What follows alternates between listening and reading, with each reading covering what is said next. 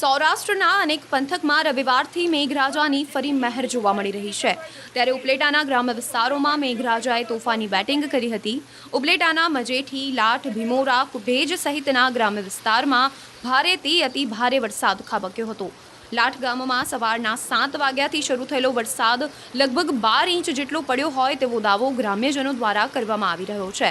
જો કે ભારે વરસાદની સ્થિતિને પગલે લાઠ ગામમાં જવાનો કોઝવે પાણીમાં ગરકાવ થઈ ગયો હતો। અતિ ભારે વરસાદ વરસવાને કારણે ઠેર ઠેર નદીઓ જોવા મળી હતી। સામે આવેલા દ્રશ્યોમાં જોઈ શકાય છે કે ગામની દુકાનો બહાર ઢીંચણસમા પાણી ભરાયા છે, તો ગામમાં જ્યાં જુઓ ત્યાં પાણીનું જ સામ્રાજ્ય જોવા મળી રહ્યું છે।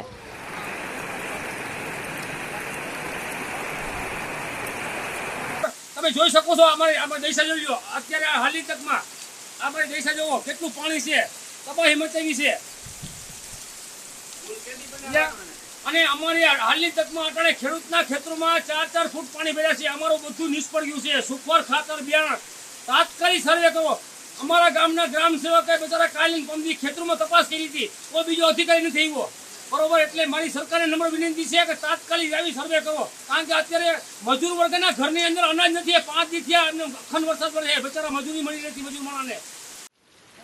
સૌરાષ્ટ્રના અનેક પંથકમાં રવિવારથી મેઘરાજાની ફરી મહેર જોવા મળી રહી છે। ત્યારે ઉપલેટાના ગ્રામ્ય વિસ્તારોમાં મેઘરાજાએ તોફાની બેટિંગ કરી હતી। ઉપલેટાના મજેઠી, લાઠ, ભીમોરા, કુઢેજ સહિતના ગ્રામ્ય વિસ્તારમાં ભારેથી અતિ ભારે વરસાદ ખાબક્યો હતો। લાઠ ગામમાં સવારના 7 વાગ્યાથી શરૂ થયેલો વરસાદ લગભગ 12 ઇંચ જેટલો પડ્યો હોય તેવો દાવો ગ્રામ્યજનો દ્વારા કરવામાં આવી રહ્યો છે। જો કે ભારે વરસાદની સ્થિતિને પગલે લાઠ ગામમાં જવાનો કોઝવે પાણીમાં ગરકાવ થઈ ગયો હતો। અતિ ભારે વરસાદ વરસવાને કારણે ઠેર ઠેર નદીઓ જોવા મળી હતી।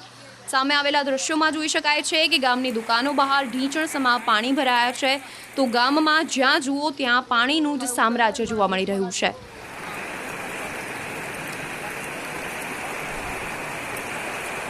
તમે જોઈ શકો છો અમારે દેશા જોઈ લો અત્યારે હાલની તકમાં આપણે દેશા જોવો કેટલું પાણી છે, તબાહી મચાવી છે।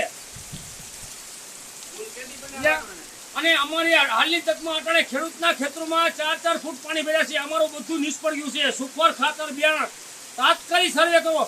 અમારા ગામના ગ્રામ સેવકે બિચારા કાલીન પંપથી ખેતરોમાં તપાસ કરી હતી, કોઈ બીજો અધિકારી નથી આવ્યો બરોબર। એટલે મારી સરકારને નમ્ર વિનંતી છે કે તાત્કાલિક આવી સર્વે કરો, કારણ કે અત્યારે મજૂર વર્ગના ઘરની અંદર અનાજ નથી। 5 દી થયા એમને અખંડ વરસાદ પડે, બિચારા મજૂરી મળી નથી મજૂર માણસને।